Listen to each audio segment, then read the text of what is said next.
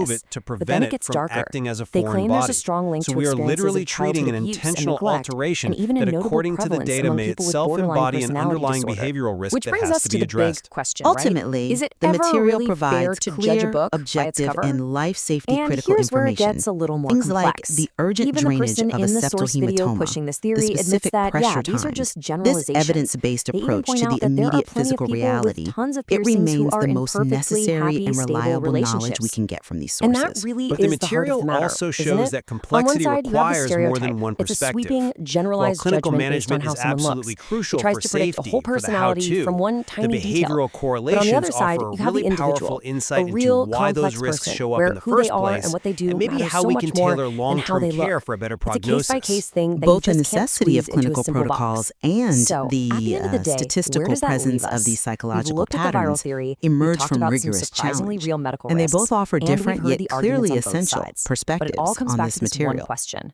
How much can a piercing really tell us about a person? Is it a warning sign? Is it just fashion? Or something in between? It makes you think.